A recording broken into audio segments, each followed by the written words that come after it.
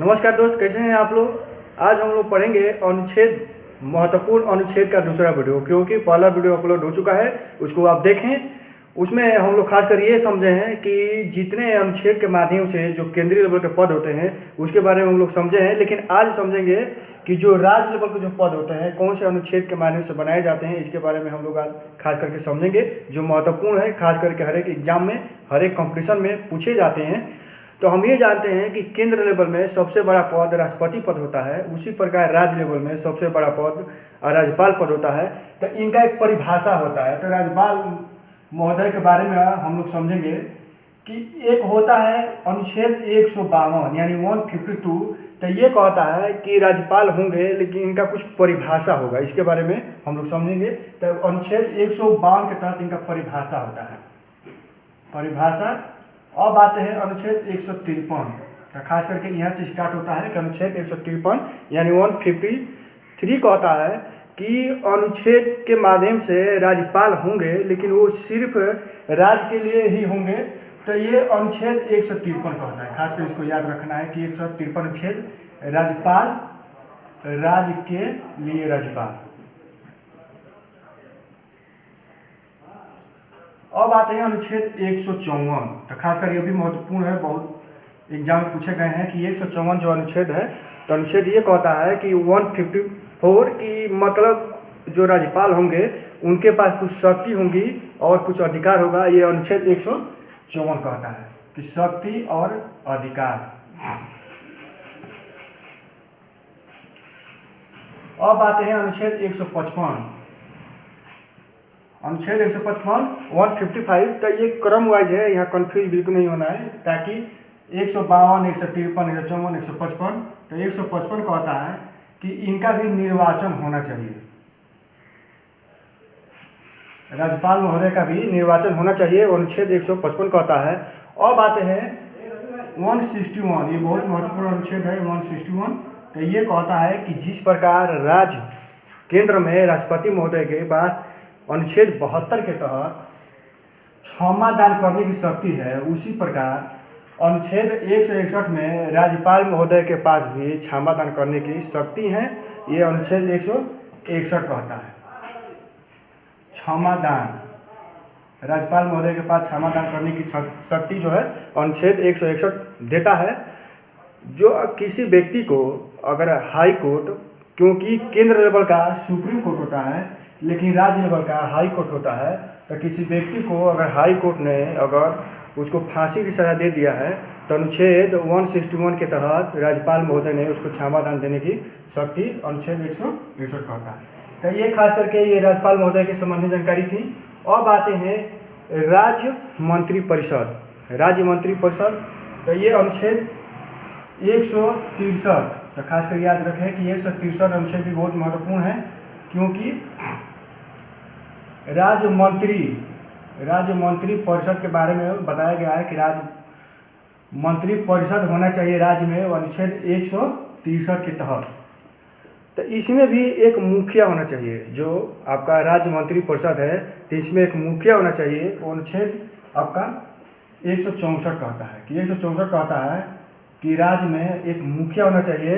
तो 164 उसी मुखिया को हम लोग जो है कि मुख्यमंत्री बोलते हैं। तो मुख्यमंत्री महोदय का अनुच्छेद 164 164 के तहत मुख्यमंत्री बनाए जाते हैं। याद रखें, बिल्कुल कंफ्यूज नहीं होना है, एकदम आसान तरीके से इसको हम लोग समझ जाएंगे। क्योंकि अनुच्छेद के बारे में ये लोग सोचते हैं कि बहुत बड़ा 395, उसके बाद क ख मिला करके 450 से प्लस हो गया है। तो ये बिल्कुल नॉर्मल है, ज़्यादा इसमें तामझाम नहीं है। आप याद कर सकते हैं कि 163 में मंत्री राज्य मंत्री परिषद का गठन होता है और 164 में उसमें मुख्यमंत्री यानी मुखिया होते हैं। अब 165 के बारे में भी थोड़ा समझ लेते हैं कि 165 कहता है कि राज्य में एक जो है कि महाधिवक्ता होना चाहिए, महाधिवक्ता होना चाहिए। तो खासकर इसके बारे में थोड़ा हम लोग समझ लेते हैं कि ये जो है कि आपका कि अफसर एक होता है। जिस प्रकार केंद्र में हम जानते हैं कि अनुच्छेद 312 के तहत, अनुच्छेद 312 के तहत बहुत ही महत्वपूर्ण है, बहुत सारे एग्जाम पूछता है कि अनुच्छेद 312 के तहत जैसे आपका अखिल भारतीय अखिल भारतीय संघ सेवा, अखिल भारतीय संघ सेवा, ये बहुत सारा एग्जाम पूछा गया है कि अखिल भारतीय संघ सेवा वो अनुच्छेद कितने के माध्यम से बनाए जाते हैं। तो अनुच्छेद 312 के तहत बनाए जाते हैं। तो हम जानते हैं कि हमारे देश में 3 प्रकार की सेवाएं हैं, तो इसको याद रखें। पहला में आपका आता है IAS, दूसरा में आता है IPS और तीसरा में आता है आपका IFS। तो इसके बारे में थोड़ा समझ लेते हैं कि ये जो होता है कि इंडियन आपका जो है कि सिविल सेवा होता है, इंडियन सिविल सेवा, ये होता है आपका इंडियन प्रशासनिक पुलिस सेवा। तो खास करके ये रखें कि प्रशासनिक जो है कि सिविल सेवा ये होता है, फर्स्ट होता है पुलिस प्रशासनिक सेवा, द्वितीय होता है जो आपके SP होते हैं। अब आते हैं आपका जो फॉरेस्ट सेवा होता है, जो वन सेवा होता है। तो 3 प्रकार के अखिल भारतीय संघ सेवा के बारे में हम लोग समझ चुके हैं। तो यही यहाँ दर्शाया गया है कि जो है कि राज्य में अनुच्छेद 165 के तहत महाधिवक्ता होना चाहिए। अब यहाँ तक हम समझ गए। अब आते हैं एक और बहुत महत्वपूर्ण अनुच्छेद है, उसके बारे में थोड़ा हम लोग समझ लेते हैं कि ये होता है कि राज्य विधानमंडल।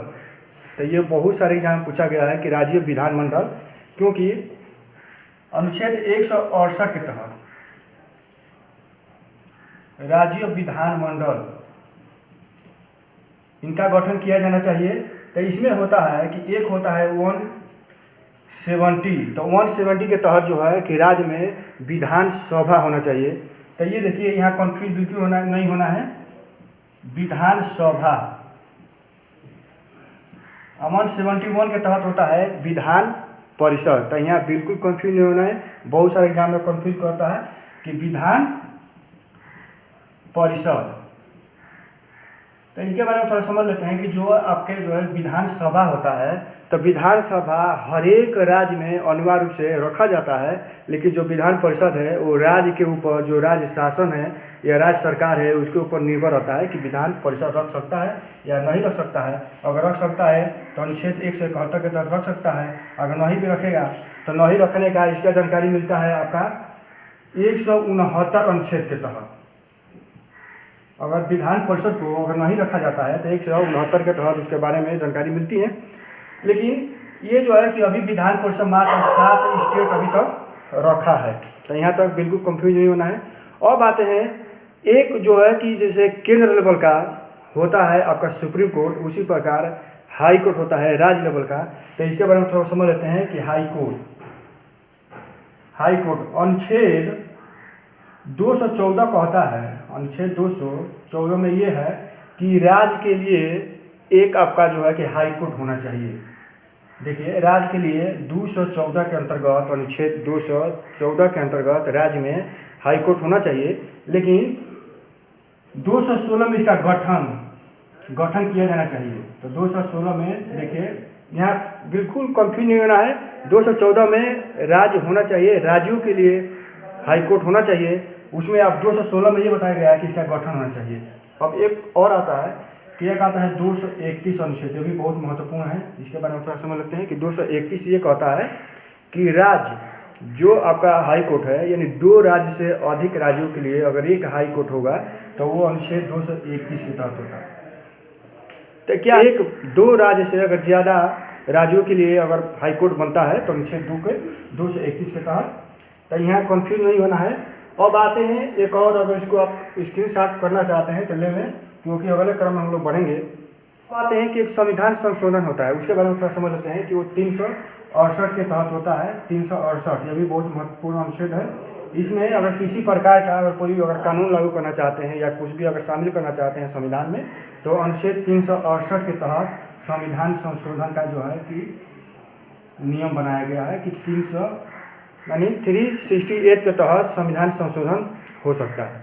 अब क्या है कि एक दो बात और आती है, थोड़ा इसके बारे में और हम लोग समझ लेते हैं कि एक आता है अनुच्छेद 343, यह भी बहुत महत्वपूर्ण है। 343, तो 343 में ये होता है, ये हम लिख रहे हैं 343। तो 343 में राजभाषा के परिभाषित किया गया है कि अनुच्छेद 343 में जो राज्य के भाषा होंगे, तो राज्य के भाषा में आपका हिंदी है, लेकिन केंद्रीय लेवल पर हिंदी है कि हर एक राज्य में हिंदी जो है राजभाषा होंगे, लेकिन राज्य अपने माध्यम से जो बोले।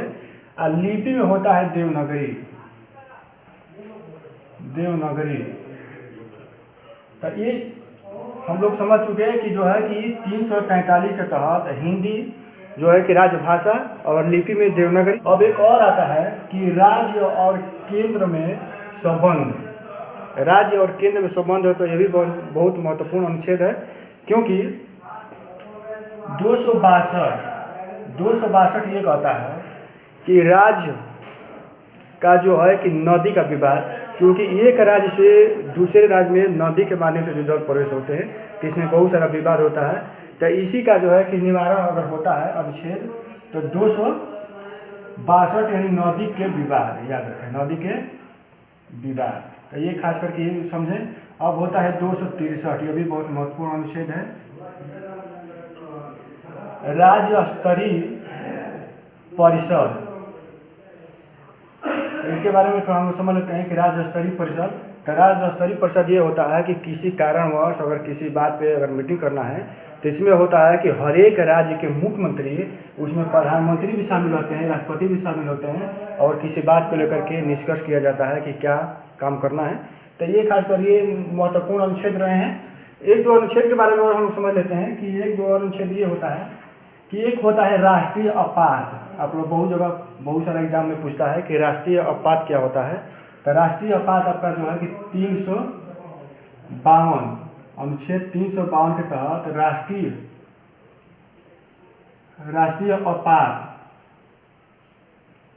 तो ये होता है 352 के तहत, क्योंकि अगर देश पर किसी प्रकार का संकट हो गया या जो है सुरक्षा, जो आपका बॉर्डर से संबंधित जो सुरक्षा पे अगर कोई आतंकी हमला हो गया, तो उस कंडीशन में ये आपात जो है कि राष्ट्रीय आपात लगाए जाते हैं अनुच्छेद 352 के तहत। एक होता है 356। तो 356 में ये होता है कि ये राष्ट्रपति शासन होते हैं। राष्ट्रपति शासन उस क्रम में लगाए जाते हैं कि किसी राज्य में या देश में जो संविधान के संबंधी जितने भी आपका जो संविधान के संबंधी जो लोकतंत्र है, अगर लोकतंत्र की अगर हत्या होने लगी या उसके संबंधित अगर अलग कार्य होने लगे, तो राष्ट्रपति शासन जो है कि 356 के माध्यम से राष्ट्रपति शासन देश में लगाए जाते हैं। और एक होते हैं 360। तो 360 ऐसा एक आपात है कि जो अभी तक देश में नहीं लगाए गए हैं। तो ये अभी बहुत सारे एग्जाम पूछता है कि कौन ऐसा आपात है जो अभी तक देश में नहीं लगाए गए हैं, तो 360 होते हैं। तो ये खास करके ये कुछ बेसिक जानकारी थी। तो ये अनुच्छेद के माध्यम से हम लोग समझ चुके। अगर वीडियो अगर अच्छा लगे तो इसको लाइक शेयर और सब्सक्राइब करना ना भूलें।